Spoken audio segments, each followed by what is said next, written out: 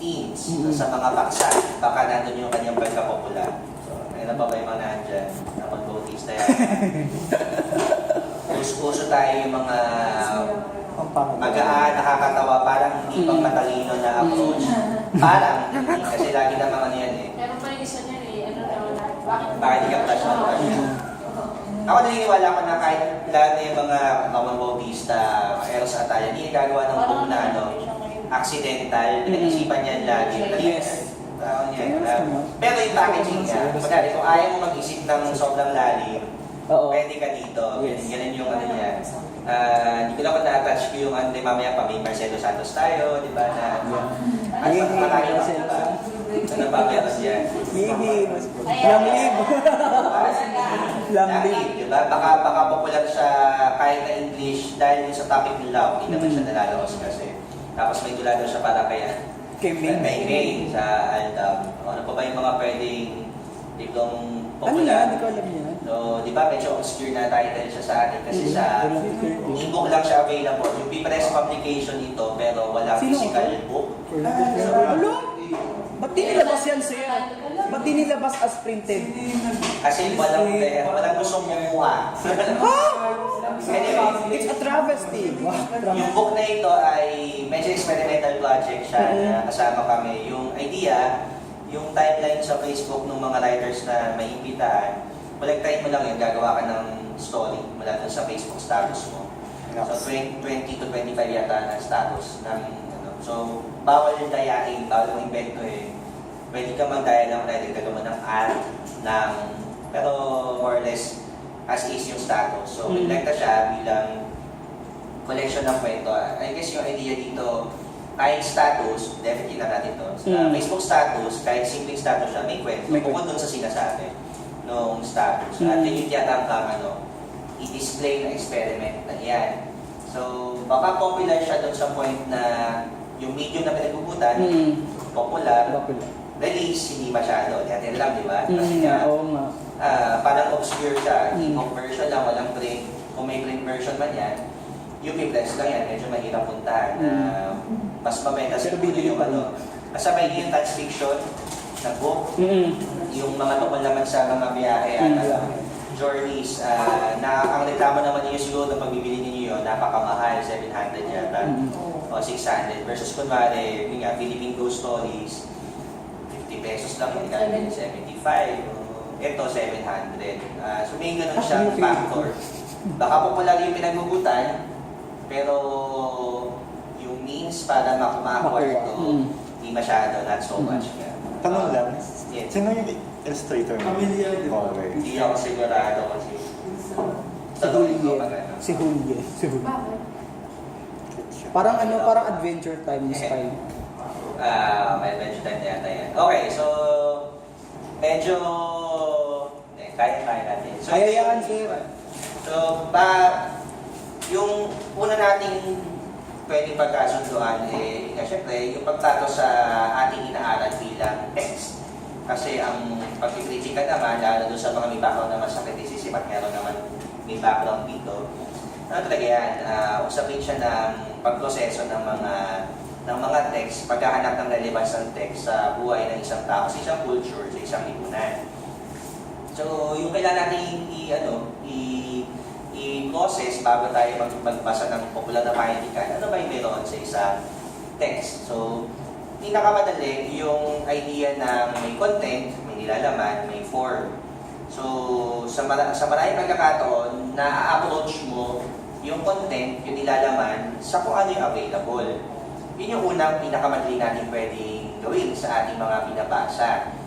Yung isang tendency ng mga estudyante ko, halimbawa, baka yung iba sa makilala natin, may pre-concluded notions na tayo sa work. May mga bias na tayo na hinihintay mo lang sabihin tungkol sa trabaho. Ang kailangan hindi paalala palagi sa ating mga sarili, huwag tayong tatalon hanggat walang binibigay yung text at may kita mo siya dun sa kanya. Ano yung nababasa mo, ano yung binibigay niyang mga senaryo, ano yung mga sitang ginagamit niya. Pero kahit ano mangyari, lagi may pinagbubutan. So, bawat text may anyo sa kanila laman. Usually, pag sinabing text, of course, letter-based based siya o alphanumeric based siya. Kahit panumuhay tayo sa panahon na kunwari, pwede naman talaga text ang comics, pwede naman din text ang movies. Pero I guess para sa kapakanan natin na mag-review, I guess magsistick tayo sa print-based, letter-based na work. Tandaan natin ito na may understanding na of course, pwede maging text din ng iba. Basta, talon tayo dun sa wag mo na contextual, intertextual, yung basta binabasa. So may idea ng binabasa. Nagbabasa tayo ng text at meron na tayong mga karanasan na parang nagbabasa tayo ng pagkatao ng isang artista o bihis ng isang fast food chain. Diba yung idea na kunwari, bakit kapag order ka sa Jollibee, naka-hold na ng letters ang lahat, C1, C2, C3. Yes. Hindi siya strictong text na binabasa mo, pero may understanding ka na may implications yung form na ito. Na hindi ka kami naiisip kasi yung idea ng fast food na huwag ka mag-isip ng manok ba, saka burger o pineapple juice ba. Ang hirap kasi nun, di ba? Hindi, madali lang yan. Pero para sa may conditioning na masyadong mabilis ang mundo para mag-isip pa ng ganong combination. So, magkano ka lang, B1. Mas ibigay niya sa'yo. Mas gawin mo na yung ano man dapat mong gawin sa buhay mo. So, reading yun, binabasa mo siya. So, ang text, kahit na mangyari, binabasa mo siya. At meron tayong dalawang direction kung bakit. May gusto ka makuha ang kaalaman, lesson, view, insights. Kung di siya required, more or less, magbabasa ka para maaliw. Naghahanap ka ng solidarity, naghahanap ka ng may nahanap sa sama ng loob, naghahanap ka ng kaparehong pangnasan, naghahanap ka ng kaibigan na hindi binibigay ng mundo mo sa moment na yun. So, either naaliw ka, o natututo ka, kung maswerte tayo, sabay. Pero yun yung dalawa. Mas maraming kaso, dahil na panagkikritika kayo, pinagbabangga siya. So, either informational lang siya, pero nakakapagod, o kaya nakakaaliw, pero walang kapupulutan. So, yun din siguro yung pwedeng hanapin kapag nagbabasa tayo ng trabaho. Ano yung balanse noong pagkaaliw sa pagkatuto? May nasasakripisyo ba sa pagkatuto aliw kapag inaangat yung isa? O sa tingin ninyo na pagkakasundo? Kasi next question, bakit o paano? Tapos, ang pagbabasa din ng teksto ay laging pakikipagtawaran o negosasyon. Ang laging ko kwento dyan, na pinwento din sa amin ng isang teacher. Halimbawa, magbabasa tayo ng storybook nung tayo ay bata pa na Little Red Riding Hood. Na ikaw ay lumaki sa isang mundo kung saan may mga mga tuta pa eh. Kung ba itong tuta mo si Snowball. Snowball saka si Snowflake kasi puti eh. So kapag ikaw may tuta ka, hindi ka pinahagat. So makakabasa ka ng work na meron nung wolf na parang aso na kinain yung lola. So pag naka-encounter ka ng ganung text, nailalagay kasi isang punto ng conflict kasi sa punto mo, sa kaalaman mo, lahat ng hayop na parang aso ay mabait at hindi mananakit. Pero nakaka-encounter ka ng isang babasahin na nag-offer ng isang ibang pananaw.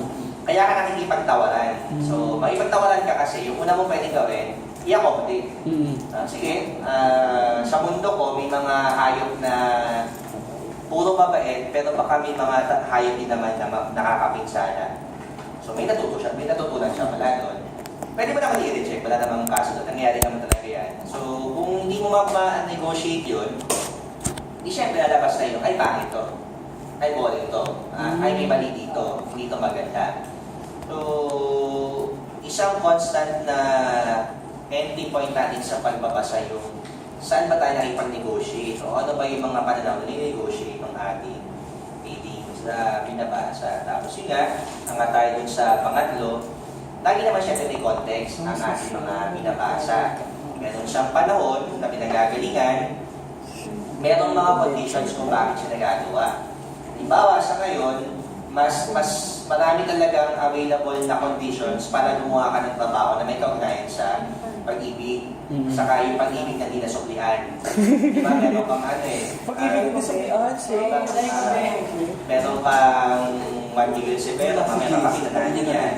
Marami ka ibig ng Sergio Santos ka.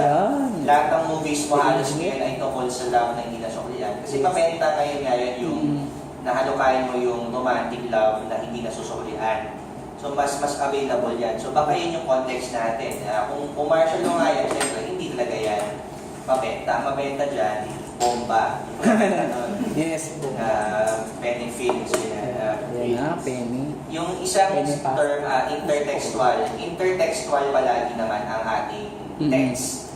Lalo na sa popular text, hindi mo maiwasan na nag-refer siya o nag-cross reference sa iba pang mga trabaho. At mahalaga na baka mahalaga sa pagbasa natin kung meron tayong kaalaman, ano ba yung ni-refer ng mga tabawang ito? May existing works pa silang tinutukoy. Ano sa tingin natin yung relevance ito dun sa pagpapahalaga ng trabaho? Makakatulong ba sa isang binabasa natin kung alam natin o hindi ang mga pelikulang binabanggit nila? Nagbubuo ba ang ating mga binabasa ng pagkakataon para tayo ay manliksik ng dagdag kung hindi natin alam? O hinihiwalay tayo ng binabasa natin sa kanya kasi masyadong alien yung kanyang mga tinutumbok na iba pang mga teksto. So, sa pinaka-core nito, pinaka-madaling paliwanag, bawat text na binabasa natin hindi nag-exist sa vacuum. Lagi siyang may pinanggalingan, may motivations kung bakit gagawa nito. Pinaka-madali syempre, hindi mamadali, pero pinaka-usual, intention ng writer. So, may siyang gusto itawid na message. Pero yung writer, hindi siya nag-exist mag-isa. Meron siyang publisher sa editor. So, pwede may motivation sila na kumita o mabawi yung kanilang i-invest. Minsan, pwede natin hanapin, nagko-conflict pa yun dun sa intended na interest o kaya hinahanap naman ng leader. Mamaya, magiging mas malinaw siya. Pero yung idea dito ay minsan hindi magkaparehas yung gusto ng leader sa kanang writer o ng publisher-producer. At nakadepende yan dun sa iba-iba nilang context. At para makapag-justify tayo ng ating mga critic, yun yung isa sa pwede natin i-atake. Kasi hindi tayo pwede umatake na yun nga, na hindi ko siya gusto, bakit siya. Isa to sa mga pwede maging basihan. Sa anong context nag-exist sa tingin natin yung publishing, yung publisher, sa anong mga bagay siya nakaka-ugnay, bakit siya nabuo, at sa tingin natin, ano pa yung mga pwedeng hanapin o kulang na pwedeng punuan bilang leader, bakit siya kulang. Ang teksto daw ay may halaga, maraming levels, pero syempre may bayan. Tapos, nato na yung halaga na investment mo emotionally, the late factor, insight. So, pero ang text sa value, may value siya. Tapos, ang text daw ay nag-reflect sa kung saan society ka nanggaling. So, kung puro hugot ang nangyayari ngayon, meron siya sinasabi tungkol sa lipunan natin. Tapos, isang mas pang-personal siguro, nag-umpisa, extension siya na ating sarili. Tulad ng kunwari, sadya man o hindi, may pinipili tayong mga damit para maging reflection ng kung sino tayo. Gusto ko na simpleng tao lang na hindi masyadong formal, cargo pants, saka t-shirt. Yung extension ng aking sarili sa pamit na aking damit. Imagine yung kung nakano ako dito. Amerikano. Kamusta naman tayo. May konting pagkakaiba. Gusto ko sa araw na ito ay naka-pictures ako kasi provocative. Parang provocative ako sa t-shirt. Extension yan. Kotse, di ba? Kotse, extension ng self natin yan. Gusto mo ng kotse, parang feeling mo, yung sobrang macho ka, yun yan. I-Fortuner mo na yan. Hummer. Saka pa may mga medyo malaki. Yung Hummer. Di ba mga Hummer? Di ba may joke dyan kung gaano kalaki, inversely proportional daw yung sa ari. laki ng kotse sa ari. So, di ba? So siguro yung mga naka-skateboard. Kaya pala laki ng kotse mo, Kuya King. Sure, baka naka-rollerblades, baka silaki ng elepante yung ari na hindi natin alam. Sa mga joke lang naman yun. Pero, extension ng self natin. May mga nagbabasa ng words tungkol sa harassment or rape. Kasi rape victim sila. O nakaranas sila ng pangmumolest, nakakarap sila ng solidarity. Feeling nila sila yun. Kahit yung hindi natin gusto minsan daw yung Twilight, ang dami nakaka-relate doon kasi ang description ng hindi na babae, high school girl. Hindi ang dami doon, kahit sino high school girl yun. Kasi yung idea yung extension ng sarili. Kunwari, may character ka na isang high school girl na mahitim o nilaglag na lahat ng maputi. Hindi ka na makaka-relate masyado dyan. O kaya high school girl na 3 paa. O hindi lang yung pwede. Dalawa lang yung paa ko, so hindi masyado. So doon naglalaro yung extension ng cell. Yung pwede natin i-observe doon sa mga binabasa natin, yung extension ba na ito ay ano ba, predetermined o may sapat siyang luwag para kung sino ka talaga nakakakabit ka. Yun din yung binabantayan natin dyan. In terms of ano to, pwede mo isipin siya in terms of options. Gano'ng karaming options ang binibigay sa'yo ng text ng binabasa mo. Ano magandang sample? Mag-iba ka ng sample ng konti, hindi mo na literary. Kasi may Lego ka o Play-Doh versus action figure. Yung action figure, limited yung options niya, extend yourself. Kasi kung paano mo siya hinulma, nakulma siya kay Wonder Woman. Yung mga taong yun yung nagko-cross-reference kay Wonder Woman kasi napanood yung movie. Tapos astig siya doon na gusto nila yung artista. Bibili nila yung action figure niya. So wala silang ibang pwedeng gawin doon, kundi isipin na si Wonder Woman yan. Na-extend nila yung toy doon sa movie. At the same time, na-extend nila yung idea nila ng self nila doon sa toy. So malakas na babae, astig na hero at lahat. Hindi na bibigyan si hindi mabenta si Batman, hindi mo lang kung bakit. So maraming toys na natitira. Pero kung Lego, o Play-Doh yan, simula ka sa wala. So, okay, gusto ko ngayon dinosaur siya. Okay, dinosaur. Tapos maya, gawin natin flower. Mas maluwag yun sa yung pag-extend. So, yun yung hanapin natin minsan sa mga binabasa natin. Pinipilit ka ba niyang sumunod dun sa gusto mong puntahan o pinipili ka rin ng luwag para makabilig? Ini-interrogate ka ba niya? Inaaway ka ba ng text? O pinakaibigan ka niya? Ano ang mga ginagawa ng text para magmukha kang kasali?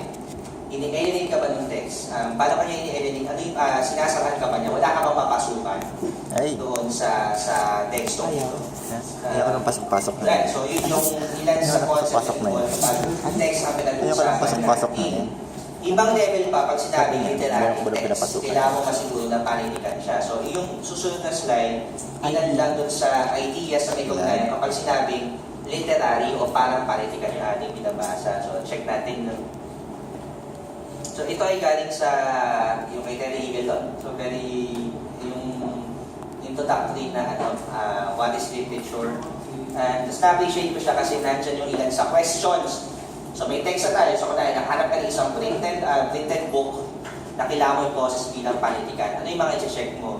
Isang option daw dati, anything na literary daw dapat imaginative, pero ang ibig na sabihin fiction, invento. May CNF na tayo, so mali na siya. So, hindi na siya accurate. Pero dati, yun lang, kasi invento, gumagamit ng imagination para literature siya. Kailangan lang natin hindi siya sapat. Pangalawa, baka literary siya kapag mabulak-lak ang salita. Mahusay ka sa isang wika na hindi mo kalaiwang ginagamit kapag nakikipag-usap ka. Sa ilang pagkakataon, okay siya. Sa ilang pagkakataon na hindi, lalo pag may babong ka na, may Chulcus Reyes ka na parang, kaya natin siya gusto, kasi parang tayo lang. Pero pwede. So, ito ay options na pwedeng tingnan. Tapos, ang panitikan daw ay nakadepende, hindi sa kung yung sinasabi niya, kundi yun nga, wika, genre, relatable characters. Ang problema lang natin dyan, sukat tugma, kung poetry, paano mo natin, ganda yung tugma, pare-parehas yung tunog ng mga salita, pero tungkol siya sa kunwari, pagbenta ng kaluluwa mo sa demonyo or something, problema yun. O kaya pagsuporta sa isang cause na baka hindi pala beneficial para sa maraming tao. So, ang point lang natin, baka minsan, importante din yung sinasabi. So, kahit gaano siya kaganda, well written, maganda yung kanyang mga paghahambing, nice yung usage ng words, very vivid yung imagination, nakabasa ka na isang pyesa na ultimo amoy nung kilikili nung nandun sa kwarto na describe niya at parang feeling mo nandun ka. Kung wala naman siya sinasabi tungkol sa kondisyon sa paligid, baka hindi pa rin daw siya panitikan. Yung pang-apat na option sa panitikan pwede maging literary, yung ino-call yung attention mo sa ano ba yung kayang gawin ng mga salita. Kaya siya wika, tungkol sa wika. Ibig na niya sabihin, kunwari may isa kang pyesa na binabasa, bakit sa mga pyesang ito walang commas, walang period, Tapos naisip ka, ay kasi para naman to ng isip ng isang taong natataranta. So na-appreciate mo yung idea na dahil sa kawalan ng bantas, pwede ba nang mangyari sa wikang Filipino na magmukhang natataranta yung tao. Na nagkakaroon ka ng mas matinding appreciation sa kayang gawin ng wika. Kasi ito hindi siya pelikula na papanoorin mo, merong special effects. Ito ay mga pinapirasong letra na kinopwersa ka mag-imagine. At nakakatulong yun kung natatawag attention mo sa ano bang meron kung kunwari yung salitang ako ang daigdig, inuulit-ulit, is pinapalimaligtad. So na-appreciate ko, meron pala talagang impact kapag nagsimula sa ako, pinabig sa daigdig, tapos yung ulang. May ganun mga pag iuwi-uwi yung salita, may mga nabuburang salita. Kaya ibig sabihin nun. So lahat yun ay pwede mo isipin na kaya pakinig ka ng isang teksto, ginagawa kang mas malay na yung ikaw hindi neutral. May mga kaya siyang gawin. May mga kaya siyang gawin para mag-reflect ng iyong estado ng pag-exist sa isang kahit saan actually na ginagamit ka na isang kita at papalagan mo siya. Medyo aside na to, wala na masyadong silbi pagpanitikan. So, yun isa sa marker mo. Pag nagbasa ka ng libro, tapos hindi bumaba yung presyo ng gasolina, makapanitikan yun. Kasi ganun siya Kasi di ba, versus ibang courses, o kaya accountancy, di ba? So, pag ikaw ay nag-accountancy o engineering, may concrete gains. Pero pag nagbabasa ka ng work, puro panloob puro dito. Pero walang madaliang, walang napangahawakan agad na gawa. So yun yung marker natin kung bakit hindi ka siya binabasa mo pag wala masyado nangyari. Okay lang. Pero may halaga daw, mataas na halaga. Yung sasabihin ng pagproseso, yung kanina doon tungkol sa negotiation, yung isa sa pinakamadali natin pwedeng gawin din, hanapin ano yung challenge na alam na natin. At paano niya ginawa ng parang para i-accommodate natin yung bagong kaalaman. Kasi nandun siya yun yung tingin ko, isa sa pwedeng mataas na halaga. Binibigyan ka ng kakayahan na i-process siya sa usapin ng contrast, yung binabangga ka dun sa mga ayaw mong harapin. At kung suswertein, kung papalarin, kung papayagan din natin bilang tagabasa, magbubukas sa bagong kaalaman. Kasi totoo naman na ultimately ang magpapasya ay panloob. Parang gano'n. So, may responsibilidad ng publishers, ang writers, definitely. Meron silang mga goals at intentions. Pero ultimately, kung di kaya yung proseso ng readers, lagpak yan. Para performance, di ba, nabanggit ko kanina recently na nabanggit pa ni Jason, may theater projects kami. Isa sa mga pinakasiguro, ikalulungkot namin, natin, kung may play tayo, kung walang audience, kasi mukha kang tanga. Parang gano'n naman din yung rating. Tayo yung audience, hopefully may epekto sa atin. At yung nakikita kong pwedeng epekto na may mataas na halaga, yung hinamon tayo na mag-isip otherwise. O kaya, kung di man hinamon, i-validate lang kung bakit tayo ganito tumingin. I-reaffirm yung ating mga existing notions sa pamagitan ng mga napangahawakang karanasan na baka pwedeng doon buwabawi. Same na paniniwala, bagong karanasan, bagong mga tao na nag-share ng paniniwala nito. So kahit na hindi siya magpapababa ng presyo ng hotdog o gasolina, agad-agad, o kunwari, pag binasa mo yung kunwari tungkol sa isang tiwaling pangulo, tapos hindi naman nag-resign agad yung pangulo, ayos pa rin yun. Iisip natin na may halaga siya. At least nakabukas ka ng pananaw sa mga tao na baka hindi palagi perfecto ang gobyerno, baka hindi palagi maayos ang sitwasyon. Yung sinasabi ko kanina, ito yun, isang subject position daw ang panitikan. Nag-decide actually tayo na panitikan yung binabasa natin. So, kunwari, kahit na marami may ayaw sa diary ng pangit, pwede ka mag-assert na, oo, hindi siya yung pinaka-academicong bagay na pwede mong basahin, hindi yung pinakamalalim, pero nag-decide ako na babasahin ko siya bilang isang intellectual na may mga hinahanap. Kasi, yung okay sa atin, sa totoo lang, lalo sa bahagi ng grupong ito, mukhang may time talaga kayo para magbasa na hindi kaya gawin ng maraming tao. Kasabay yung kakayahan na yun, yung option ninyo na kunwari, magbasa kayo for fun lang. Yun lang, parang lang, mabilisan lang. Walang pwedeng sa ating gawin yun. Pero yun nga, madalas mag-decide tayo na siyempre bukod sa pagkaaliw, ano yung pwede kong dalhin pagkatapos ng pagkasal na ito. So, decision yan. Kasi kung hindi kayo mag-decide, so okay lang. Parang kaya lang, may sabi kanina, medyo sayang.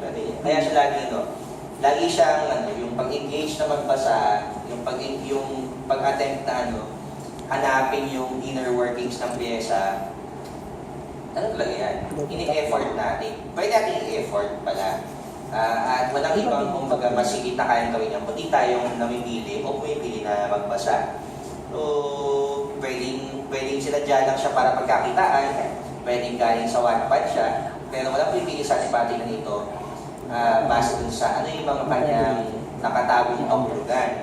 Ano yung mga sinabi ng liblong ito, ano yung mga pwede niyang nasaktan na grupo o sektor na kahit at least nasadya dahil sa ilang mga lapses na maaaring lapse sa usapin ng writer, lapse sa usapin ng publisher, o iba pang mga conditions.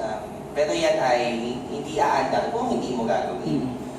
Tapos ay nga, kaya nakalagay siya na minsan yung mga papasayin talaga walang kwenta. Totoo yun.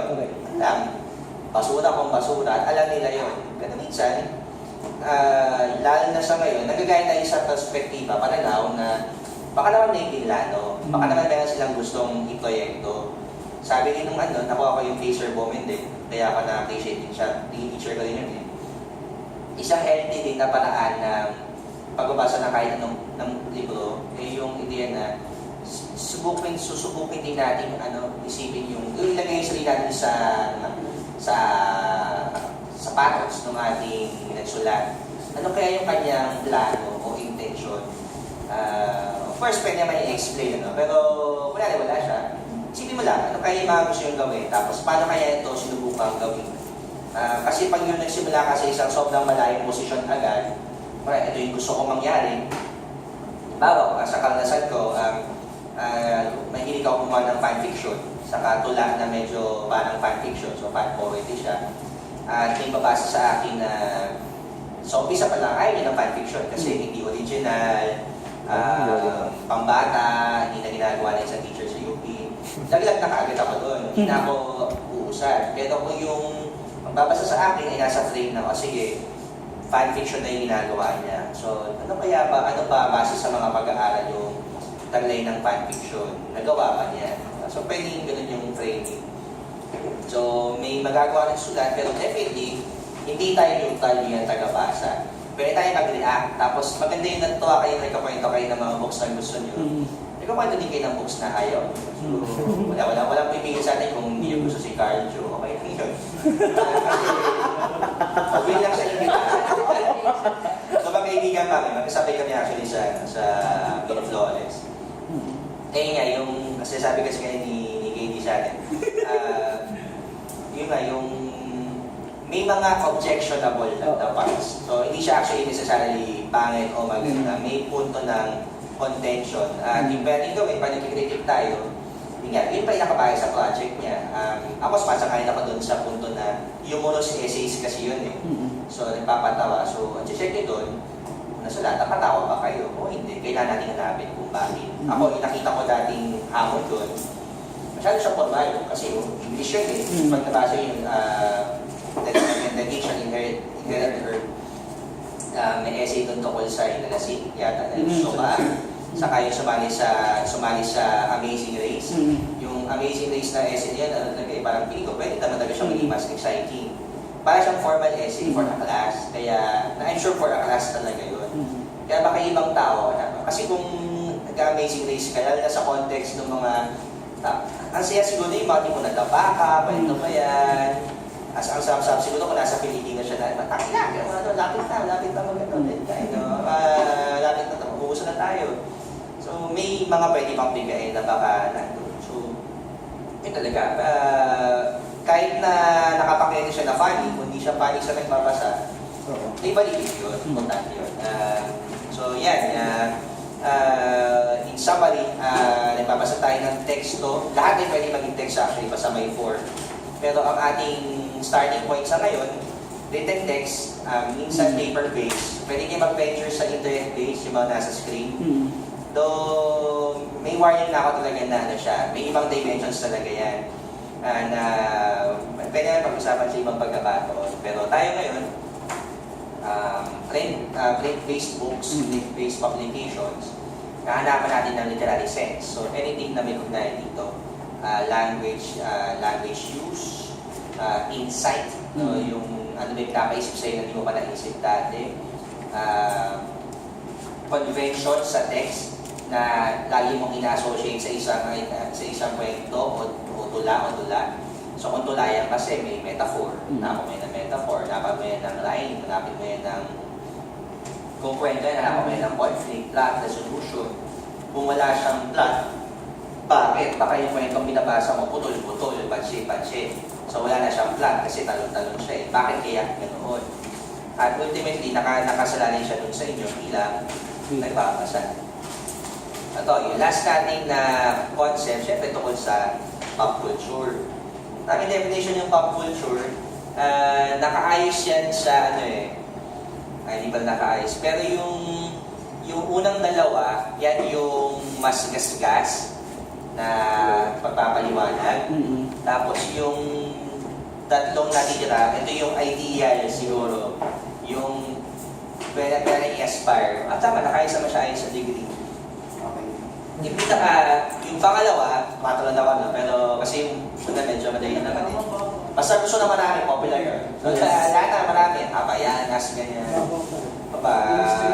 Starbucks, Milk Tea, in terms of books. Basta magtanong ka lang, kung ano binabasa ng maraming tao, bilang ka lang. So, kung teacher ka, kung mo yung buong klase mo. Klase nung binabasa mo, wala po. So yung binabasa na wala po, gagawa ka wala po ang type. Kaya, baka minsan din gusto sila, sir, gusto ko ngayon yung Wattpad, bet yan ang mga high school dati, 1 or 2 years ago. Gusto ko po yung kay Juan Miguel Severo, gusto nila yan. Galit pa kayo kay Severo. Okay. Ay, hindi naman, sir. Hindi naman, sir. Anyway, papaya, may siya nga sample natin. Paano mo siya babasahin? So, basta gusto na marami, parang tataking na marami, pop na yan, okay na yan. Tapos, yung pangalawa, ang kalaban niya dito ay yung school. Academic institution. So, ano pa required sa school? So, Gabriel Garcia Marquez, lahat ng hindi pasok doon, Gabriel Garcia Marquez, Amado Hernandez, Nick Joaquin, NKM Gonzalez, Cruz Reyes, lahat ng iaral sa school. So, lahat ng matira, yun na yung pop. So, pag hindi mo require sa school lang pag hindi mo require sa school lang funny comics, yun na yun, pop na yun. Pag nag-aaral kayo ng Beethoven sa College of Music, lahat ng matira doon, syempre, pop music na yun. Yung mga kaya, Taylor Swift. sino yung sa YouTube sensation na, si Donna Lynn, di ba? Donna Lynn ba yun? Vernon Bartolome.